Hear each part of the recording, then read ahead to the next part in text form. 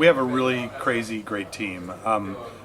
We have any video game company has both computer programmers, who are I'm a computer programmer, engineers, and then you have probably a larger number usually of artists who are doing creating the environments, creating the characters, creating the animations of how things move. We have people creating the special effects, the explosions, the things that can break, the items in the city, the city itself.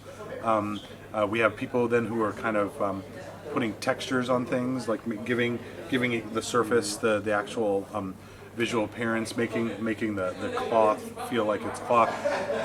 And I when we started the company, we were just a few programmers, and I had no idea that we would have that when you make a video game company, I didn't know, you need lots and lots of artists, and that's been really the funnest thing about having and starting a video game company, is being able to work with artists who are very passionate about things being beautiful, and they know how to make things very, very beautiful, and they're very, sometimes I look at something and they say, oh, that's wrong, that's not the right color, and I can't even tell. I'm like, it looks good to me, and they're like, no, and then when they're done, it actually looks better, and so there are things that I cannot see as a programmer that the artist can see.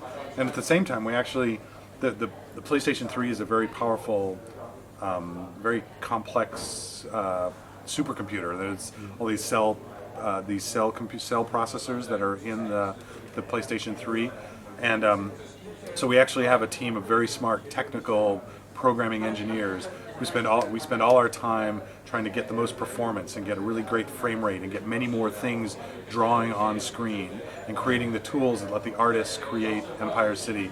So it's really this great mix of technology and engineering, and then artistic and creative works that end up in the game. It's really fun to work on video games.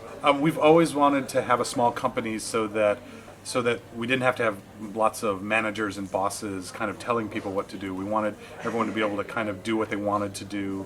And I've been very lucky in that my entire career I've always worked on products where I could tell my mom about them.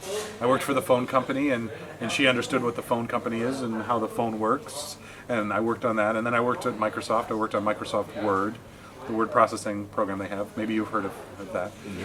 And again, that was a product where everyone I met, everyone I knew what the product does, and I loved working on products where everyday people understand what they are.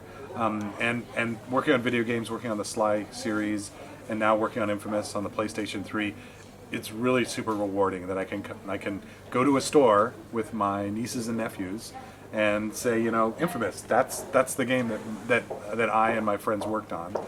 So it's very, very rewarding. Crackdown. Yes. Yes. I have not played Crackdown personally. Some people on our team have played it, and people are drawing some similarities between it. It's an open world, but I think that if you play both, you'll see that there are actually quite a few differences as well. We really wanted to have that kind of freedom of exploration. We wanted to also explore this idea of powers, of being a hero, of choosing good or bad, good or evil, and so we enjoyed playing. People have enjoyed playing Crackdown, and we hope that they enjoy Infamous as well. So then, when Crackdown came out, some of the game designers played it and thought there were interesting things there. But we were coming from this comic book and superpower angle at how to do that in an open world. I think also there were quite a few films that were influenced on us, like also District B13, this French movie about parkour, climbing. That was also kind of an inspiration about what is a city like under pressure. And there were actually other inspirations too that we, in 2000 there was the WTO riots in Seattle. Do you know these riots? Yes, I do. And so there was riots in Seattle, our hometown, with protesters and the police attacking the protesters, and one of our game director, Nate Fox, was actually in the protests when the gas came in, and he was really surprised by how altruistic people were. That people were helping with each other.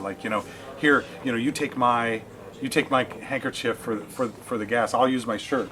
And that he was very surprised that in this very stressful, chaotic situation that people were being very good to one another. And that's one of the things that we really wanted to kind of put into Infamous, was this notion that in a bad situation you don't always have to act badly, that some people act good, and that you have the freedom to do what you want to do, even in a very stressful situation. We have spent 3.5 years working on Infamous, and we finished just a few weeks ago. So we have not thought anything about the future. There's a reference to Sly 4 in the demo, and in Infamous there's a movie thing that says Sly 4, and that was a joke put in by some of our artists. We got a phone call from Sony saying, "What is this in here?" And I didn't even know about it. But we loved Sly. We love working with Sony. We don't have any plans on what we're going to do next, and so over the next few months we'll actually take the time to think about that. Hi, this is Bruce Oberg from Sucker Punch. We love Finland because Finland loves Sly Cooper.